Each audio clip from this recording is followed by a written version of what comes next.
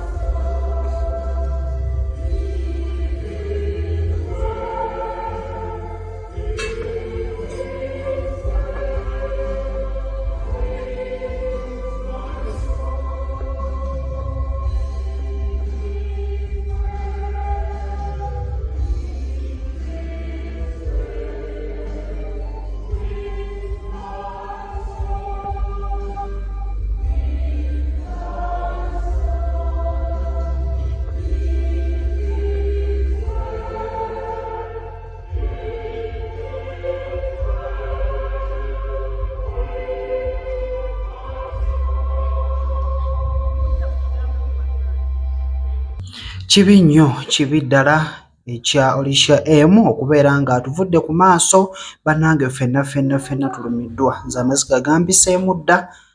kubanga mbadde mumanyi ate nnyina bingi mbimufuniddeko ne mulongo babiri Sarah. Nga tuvuddeko kaawo okulwawo kwa David Lutalo okubeera nga atuuka ku bafiirwa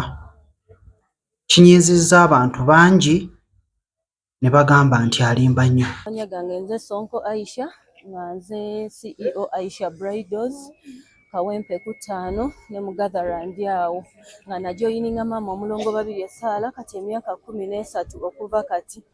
andeze ng'omwana kuba nali siyina kye nnina mu nsi muno naye nange nsobola kati okulabikako mu bantu nga nsaasira maama omulongo babiri Sarah ne famire yo olw'okuviirwako maama waffe maama muto Alicia M. Bananga abantu abo balungi nga nsaasira ne Naalongo nsaasira omwami we bambi nsaba Mukama akugumye. Bannamawulire mwenna abazze wano olunaku olwaleero temujjanga okwo musigale era nga mutambula ne maama ne famire mu ngeri yonna. Oli kwagaliza ekiwummulo eky'emirembe n'ekitangaala eky'olubeerera kikwakira emirembe. Bamukisa abo abazaala abakyala abo ne famire mwe bava. Sigenda kusobola kuziika kuba nina omugole ngenda kutambula ekiro ky'olwaleero naye nasobodde okubeerawo ekiro nakati wendi paka okusaba lwekuwedde ku kyaki. Maama omulongo babiri Sarah otuyigiriza okuguma tusaba Katonda akugumye naye tufiiriddwa omuyimbi nnamba emu omuyimbi Nakinku tulabye nnyo ababadde bamukkiririzaamu. Ko wano simanyi lwaki ate ng'omwana oyo yakuwa hiiti esooka mu bulamu n'abayimbi abalala bangi nnyo temubeerawo bayimbi bannammwe tetumanyi nsonga lwaki. Mugyeewo omutima omubi tusabanga mukwatire wamu mu buli mbeera yonna. Bruno Betty tweyanziza, Stickman mu Sudani tweyanziza n'abalala bonna naye abalala mugyeewo empisa embi. Kino kigwa buli maka naffe tujjazira emirambo gyammwe. Ye eyaliko maneja wa Alicia M awono nga akola ku Star FM ne Star TV avuddeyo akutuse kubanga abajje tekisuubira kubeera nga awulira mawulire mabi bwe gatyo. Manya gange nze Edwin Kawuma Kinaalwa ndi muweereza ku Star FM ne Star TV ate era nga mbadde omu ku ba managers ba Alicia M omugenzi kati twogerera olunaku olwaleero njagala okusaasira ennyo abawagizi ba Orisha M bonna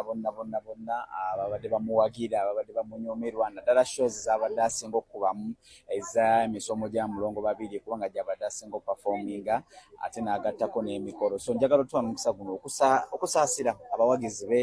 okusaasira omulongo babiri muganda we okusaasira famire ey'omwami n'omukyala mwami Ssaalongo Kasasa ne Nnaalongo Kasasa tubasaasirako nnyo n'omwami Mutashil naye musaasirako nnyo eyaviiriddwako mukyala we Orisha M tusaba Mukama Katonda Orisha M amuwummuze ekiwummulo eky'emirembe mpunga mujje mutuziikireko abasobodde tugenda ziika Kabaale Bugonzi olunaku lugenda bba lwankya tugenda okuba nga tuziika music wasigaddewo twongere omwagala twongere okumusapootinga kubanga ennyimba zo azitulekedde balina ennyimba nyingi nnyo n'abayimbi ab'enjawulo David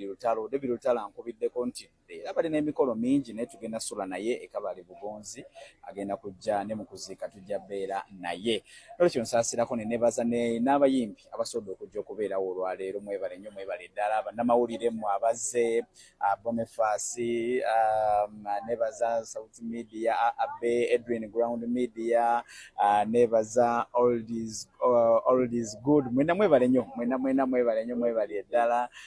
mwena bannamawulire abasobodde okujja thank you so much mwebale tambula naffe Mukama Katonda abaddizeewo mbasa mutuwerekereko ne gye tugenda e Kabaale Bugonzi tuwummuze bulungi Orisha M nze Edwin Kawuma Kinaarwa beyanziza bano be bamu ku bannakooti y'amaka abavuddeyo ne babeera nga beebaza abantu okubeera nti babeereddewo abakungubazi okubeera nti babaddewo ne basulayo oluvannyuma lw'okuwulira nti Orisha M afudde. Mukama musonyiwe n'ebyamusobako amulamuze ekisa tugenda Kabaale Bugonzi Masaka oluvaano gye tulaga okuziba kwante 8:00 tweyanze ne banyabo mwenna abalaba abatubeereddewo okufa mu mami waffe Orisha M yafudde amanya nze Julie Buloba okuva mu kooti y'amaka nsaasidde bonna kooti y'amaka yonna enjuyi zombi aba kooti y'amaka Revolution kooti y'amaka ba group leaders na buli kooti y'amaka buli omu yenna nebaza abaana bonna aba kooti y'amaka abawulidde omulanga ne batusuza ekiro kyonna ne batambula engendo nebaza abaana bonna abali e Kabaale abali e Masaka banange mwenna tubeebaza olwa kooti y'amaka ebigambo bingi naye ekitalo nnyo ekya mami waffe mami Orisha Mukama atagera kibi naye tubeebaza banange mwebale nnyo abagenda otwerekerako e Kabaale Bugonzi tusimbula wano ku kyaki tugenda Kabaale Bugonzi Mukama abakulu nga tuvuddeko ataawo katono ankututte ewa father ono asabidde Orisha M wamu ne famire ye nti Mukama abagumye abasabidde essaala ey'emirembe.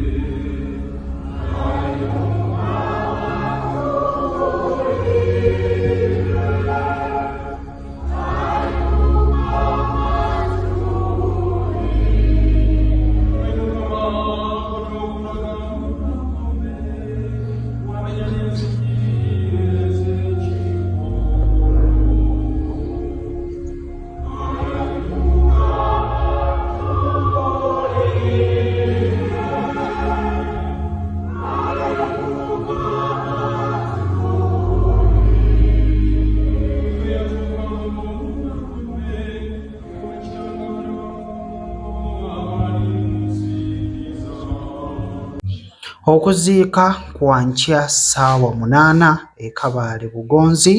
era omulambo oba omubiri gwa Orisha M gutwaliddwa eyo ku butaka.